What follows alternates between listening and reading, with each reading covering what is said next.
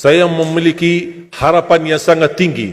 InsyaAllah Indonesia, sepanjang apapun kegelapan, sepanjang apapun kegelapan kezaliman, sepanjang apapun kehilangan keadilan, InsyaAllah akan datang satu saat terbitnya matahari adil. Dan InsyaAllah Indonesia akan menjadi negara Al-Quran. Saya bisa meyakinkan gitu karena saya telah merasakan bagaimana di Turki. Turki negara sekuler yang ratusan tahun serangi Islam, ratusan tahun menabaikan Islam, tidak boleh kumandangkan azan dalam bahasa Arab, tidak boleh ada rumah tahfiz, tidak boleh ada pesantren, tidak boleh belajar agama, tidak diberikan anak-anak kita bisa belajar dengan sendirinya Al-Quran. Semuanya dilarang dengan keras, bahkan terancam orang-orang yang melanggar aturan itu.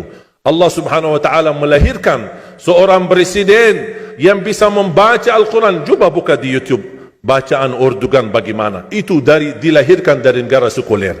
Saya bisa meyakinkan InsyaAllah 1 juta menghafal Al-Quran. Dan bapa ibu mudah-mudahan masih punya umur akan mendengar pengumuman besar. Imam besar salat Idul Fitri dan Idul Adha sekaligus khatib adalah Presiden Republik Indonesia menghafal Al-Quran. Itu yang saya yakini. Dan saya tidak pernah merasa lelah. Dan saya selalu berkata sama istri, kalau saya mati itu pun karena saya bersama Al-Quran. Wallahi jamaah sekalian, yang bersama Al-Quran tidak akan merugi. Berkah rizkinya, berkah umurnya, terjamin kebahagiaan. Allah subhanahu wa ta'ala hanya minta satu, berkenan bersama Al-Quran di dunia. Apa yang kita dapat? Apa yang akan dibalas? Akan Al-Quran temani kita di dunia, akan temani kita saat sakratul maut, akan temani kita di kuburan membela kita, akan menemani kita saat kita dibangkit oleh Allah, akan menemani kita saat hisab, akan menemani kita saat berjalan di atas sirat yang sangat tipis dan panjang, bahkan tajam jalanannya. Begitu sampai ke surga, apakah Al-Quran melepas? Tidak akan melepas. Al-Quran masih berkenan, padahal kita hanya cuma sekali berteman sama Al-Quran di dunia. Dia begitu luar biasa panjangnya bertemanan sama kita sampai ke surga. Bahkan akan temani kita masuk surga. Sebagaimana bersabda Rasulullah SAW, yuqalu liqari'il Quran, ahlul Quran di dunia yang kesibukannya baca, kesibukannya hafal, tidak membuangkan waktu sia-sia, selalu bersama Al-Quran. Allah suruh dia, bacalah dalam surgamu, naik derajatmu. Baca, naik lagi, tambah lagi baca, naik lagi. Sampai di posisi mana pun anda berhenti baca, disitulah posisimu di dalam surga. Bagaimana kata Siti Aisyah di riwayat Imam Muslim, jumlah tingkatan-tingkatan dalam surga Allah sesuai jumlah ayat Al-Quran. Oleh karena itu tidak ada yang lebih tinggi di dalam surga Allah daripada Ahlul Quran. Cukuplah bahagia Ahlul Quran ketika di hari kiamat dipanggil, semua manusia dibangkitkan oleh Allah. Malaikat memberikan pengumuman, mana Ahlul Quran? Berdiri, rapat, berdekatan. Mereka maju. Mau bawa kami ke mana? Kalian terpilih menjadi orang yang terdekat sama Allah. Karena Ahlul Quran adalah keluarga Allah subhanahu wa ta'ala. Bukan hanya kita sendiri yang mendapatkan anugerahnya dan manfaatnya.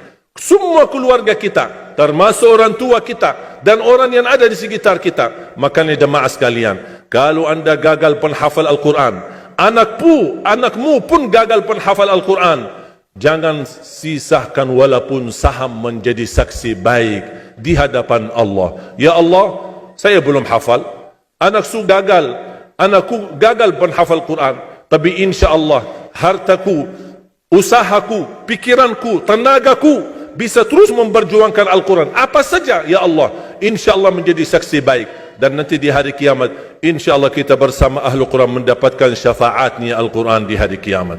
Kita sangat membutuhkan ayat-ayat yang dikumandangkan ketika meninggal dunia. InsyaAllah setiap satu huruf akan disalurkan 10 kebaikan. Mudah-mudahan semua yang hadir diberikan kemuliaan dan keanugerah dari Allah menjadi Ahlul Quran, penghafal Al-Quran, penghayati Al-Quran, para pencinta Al-Quran, berakhlak-akhlakul Quran. Ya Allah, aku mohon atas izinmu ya Allah, kami bersama-sama bertemu di masjid ini. Berilah kepada kami kemuliaan bersama-sama bersama Ahlul Quran, di dalam surgamu ya Allah, ya Dzal Jalal wal Ikram, ya Arhamar Rahimin, ya Arhamar Rahimin. Anugerahlah kepada kami anak dan keturunan penghafal Al-Quran, anak dan cucu penghafal Al-Quran yang mampu menjaga nama baik keluarga kami, yang mampu membanggakan kami di hadapan-Mu hari kiamat, yang mampu menghadiahkan mahkota untuk kedua orang tua kami. Birahmatika ya Arhamar Rahimin. Ya Allah, maafkan kalau kami tidak berhasil menjadi penghafal Al-Quran. Tapi ya Allah, kami kurbankan nyawa kami, harta kami, usia kami, tenaga kami, pemikiran kami, ilmu kami untuk Al-Quran, agar Indonesia ke depan menjadi negara Al-Quran, agar Indonesia menjadi contoh terbaik untuk mata dunia, agar bisa kita melahirkan. Karena saya meyakinkan ya Allah, dan kami semua meyakinkan, terjamin masa depan Indonesia baldatun tayyibatun wa rabbun ghafur kalau selalu bersama Al-Quran. اغفر لنا ولوالدينا ولجميع المسلمين والمسلمات والمؤمنين والمؤمنات الأحياء منهم والأموات. ربنا آتنا في الدنيا حسنة وفي الآخرة حسنة وقنا عذاب النار. وصلى الله على سيدنا ونبينا محمد وعلى آله وصحبه وبارك وسلم والحمد لله رب العالمين. سبحانك اللهم وبحمدك.